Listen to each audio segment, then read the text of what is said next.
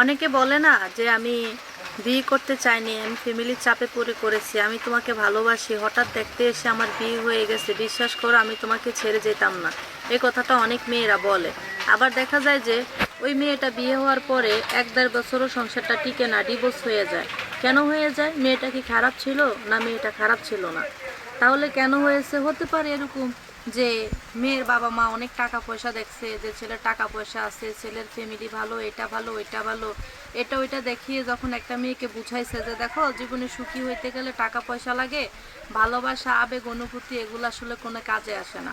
দুনিয়াতে সুখে থাকতে গেলে টাকার দরকার। তোমার বয়ফ্রেন্ড বেকার, দেখতে অসুন্দর বা গরিব বা সুন্দর, বা সুন্দর থেকে কি হবে, তার বাবার তো টাকা পয়সা নাই, তুমি সারা জীবন কি খাবে কি পরবে? একটা মেয়েকে যখন ব্রেন ওয়াশ করিয়ে যখন বিয়ে দেওয়া হয়, তখন সেই সংসারে যাওয়ার পর যখন একটা মেয়ে দেখে যে গরিবের ঘরের সন্তান হওয়ার কারণে বা যার কাছে বিয়ে দিছে তার থেকে তার আর্থিক অবস্থা অনেক উপরে, ওইটার কারণে তাকে অবহেলা তুচ্ছ তাচ্ছিল্য প্রতি কথায় খোটা এটা ওইটা দিয়ে কথা বলে, তখন দেখা যায় যে সংসারটা ভেঙে যাওয়ার মতো একটা পর্যায়ে চলে আসে। কারণ আপনাকে যখন একটা মানুষ বারবার অপমান করবে, আপনিও সেখানে থাকতে চাইবেন না, বরং চলে আসতে চাইবেন। আবার অনেকে হয়তো কাবিনের টাকাটা বেশি দেখে, সেই জন্য ভাবে যে সে তো ভালো না, কাবিনের টাকাটা পেলে তো আমার জীবনটা সেটেল হয়ে যাবে। কিন্তু একটা মেয়ে বিয়ের পর যদি 10 লাখ টাকা কাবিনও নিয়ে আসে, তবুও অবিবাহিত থাকাকালীন যেরকম সম্বন্ধ আসে, বিয়ের পর কিন্তু ওইরকম সম্বন্ধ আসে না।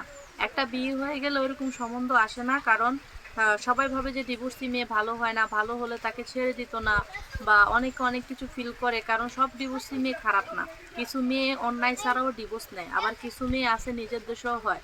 তো যখন এরকম একটা পর্যায়ে চলে যায় তখন হয়তো ফাটল ধরে। তবে আমি মনে করি কি, যে মেয়েটা তো আর ব্যবুঝ না যে ছেলে ভালো ভালো থাকার জন্য, ভালো খাওয়ার জন্য, পড়ার জন্য বিয়ে করে, তবে সেটা কি তার স্বার্থের কথা চিন্তা করে।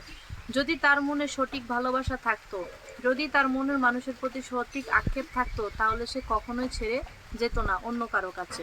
তো যাই হোক, জীবনের চলার পথে টাকাওয়ালা ধনী স্বামী পাওয়ার চাইতে মূল্যবান একজন ভালো মানুষ পাওয়াটা ভালো। কারণ টাকাও আছে, পয়সাও আছে, ধন সম্পদ আছে, মন মানসিকতা আছে, ওইরকম মানুষ ভাগ্যে খুব কমই মিলে।